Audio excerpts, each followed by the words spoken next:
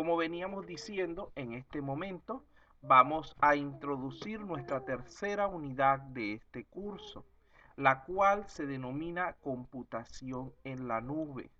Vamos a aprovechar estos minutos que nos quedan simplemente para hacer un breve resumen de lo que vamos a ver en la próxima clase.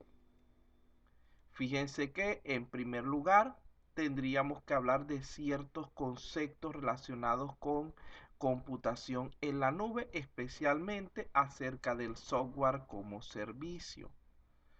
Nosotros debemos recordar que ya habíamos planteado el concepto de tecnologías emergentes.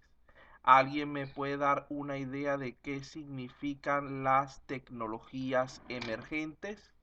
¿O qué es una tecnología emergente en pocas palabras?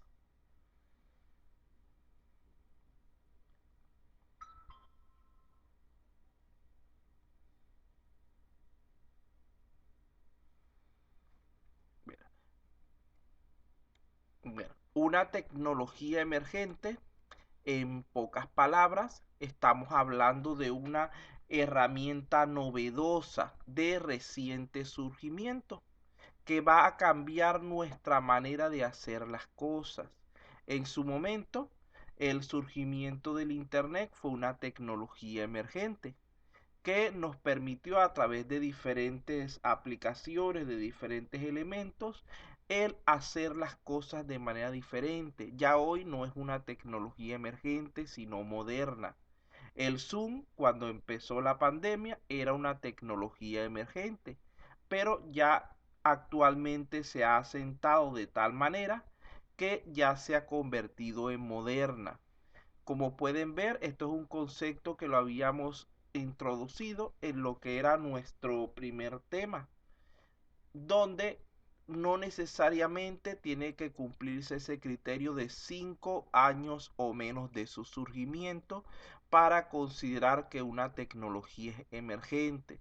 No toda tecnología nueva es emergente. Ejemplo de ello es el Zoom, y también hay ciertas tecnologías ya más antiguas que, debido a las dificultades que se han presentado para su completa, correcta implementación, se mantienen aún como emergentes. Por ejemplo, la inteligencia artificial. Sabemos que esa es una idea, esa es una tecnología de la cual se comenzó a hablar prácticamente desde los años 70, pero que aún no ha podido, debido a diversos factores, ser implementada, ser convertida en algo habitual. La realidad aumentada también es una tecnología emergente que apenas ahora es que está empezando a expandir su trabajo, la realidad aumentada, la realidad virtual, y así tenemos muchísimos elementos. La computación misma en la nube es una tecnología emergente porque aún no está totalmente difundida. La computación cuántica, y para usted de nombrar ejemplos, serían muchos los elementos que podríamos nombrar a este respecto. Luego, ¿cómo influye el Internet en el mundo moderno? ¿Qué cambios ha producido el Internet dentro de nuestro vivir actual? ¿Ustedes creen que será igual la persona que se encuentra actualmente que la que vivía hace 50 años, cuando todavía el Internet no se había popularizado? Son muchos los cambios que se han producido. Estamos actualmente, podemos decir, que prácticamente todos estamos conectados a Internet, y esto nos permite realizar muchísimas funciones sin tener que desplazarnos directamente de un sitio a otro. Ponemos como ejemplo el, el correo, las videollamadas. Antes, para poder comunicarse con una persona a través, eh, digamos que viendo su rostro, había que desplazarse hacia su ubicación. Imaginemos, por poner un ejemplo sencillo, una persona que vive aquí en Lima y necesite comunicarse frente a frente con lo que es una persona que vive en Chiclayo. Tiene que viajar prácticamente 20 horas para llegar allá, comunicarse, resolver lo que va a resolver, y luego venir de regreso otras 20 horas más. Estaríamos hablando de perder casi 2 días en ese proceso.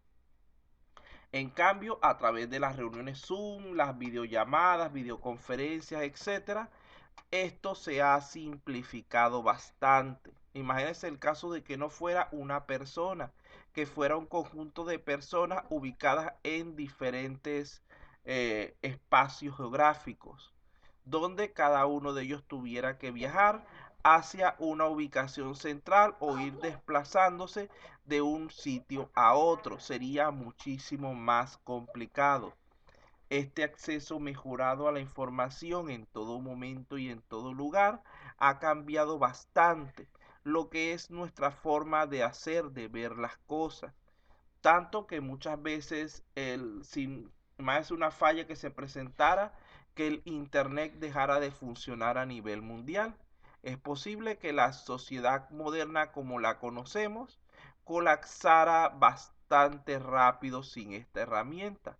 Porque recuerden que, por ejemplo, los bancos, las empresas y todo tipo de, mira, inclusive las personas, dependen en su día a día de esta herramienta.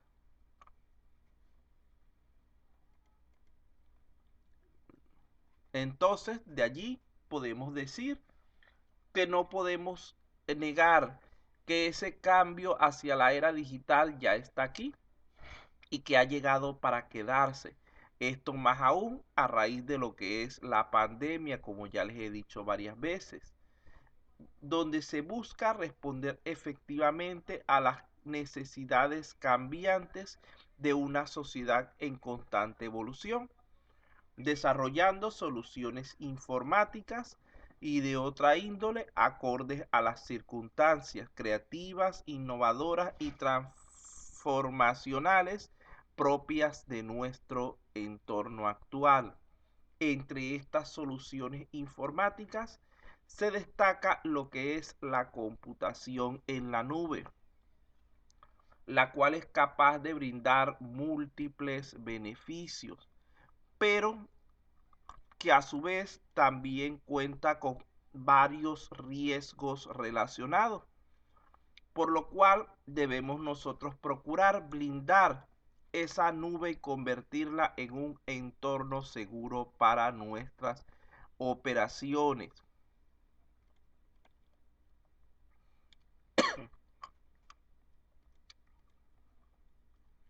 Vamos a ver por aquí un voluntario.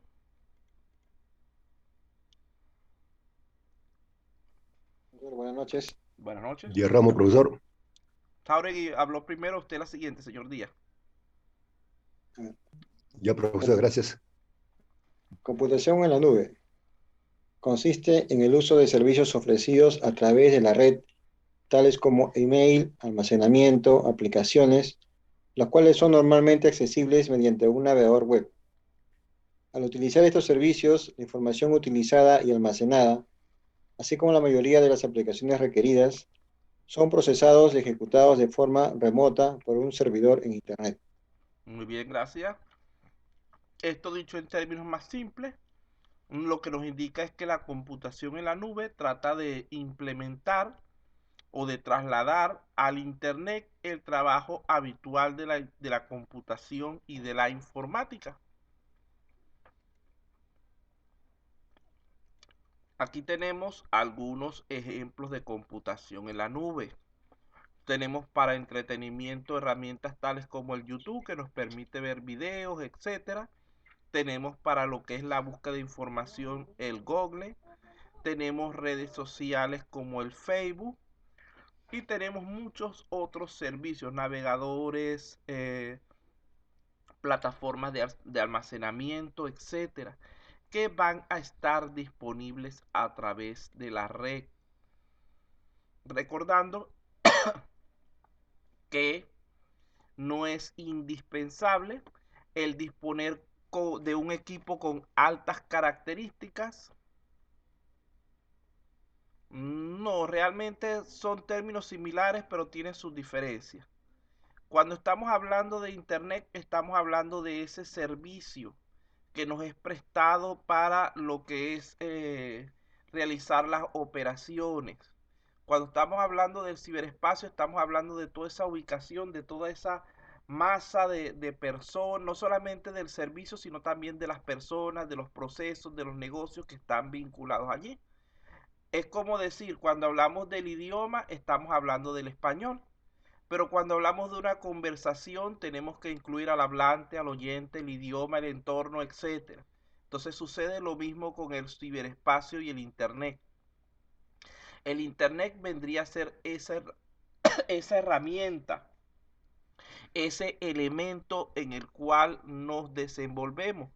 Pero cuando estamos en el ciberespacio no estamos solos, sino que juegan parte múltiples elementos adicionales que no pueden contarse como Internet. Bueno, ya vamos a ver aquí. Por último, ya para ir terminando por el día de hoy, entre las pocas ideas que nos faltan para nuestra introducción, tendríamos entonces primeramente que debemos estar conscientes de que no es indispensable disponer de un equipo con las mejores características para poder utilizar los servicios en Internet, los servicios en la nube. Sin embargo, lo que sí es necesario es tener acceso a Internet. Esto es debido a que, por lo general, el usuario o el equipo terminal no realiza ningún proceso complejo y los archivos suelen guardarse en la misma nube. Por ejemplo, el mejor ejemplo de esto serían los celulares, los cuales, como ustedes pueden ver, son como pequeñas computadoras, pero si comparamos su potencia, su capacidad de trabajo con la que tendría un equipo normal de escritorio, se quedan muchas veces por debajo, tienen poca cantidad de memoria relativamente, procesadores más limitados, etcétera, debido a lo que es las capacidades de espacio que están relacionadas con ellos.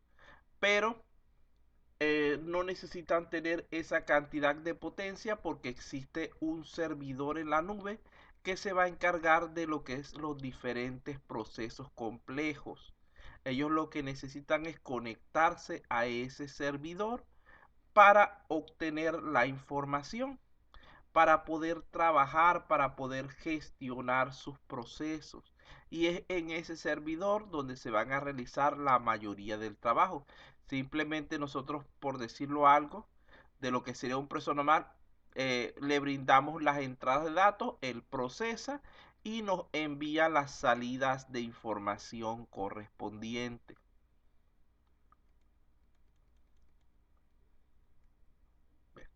Bueno, por el momento me parece que hasta aquí sería suficiente en cuanto al contenido del día.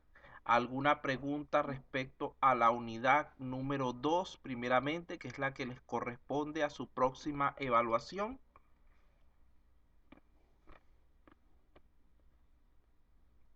Vamos a darle aunque sea unos 5 minuticos de consulta antes de cerrar, muchachos.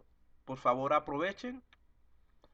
¿Alguna consulta respecto a la unidad número 2? ¿Alguna duda, algún aspecto que no haya quedado claro?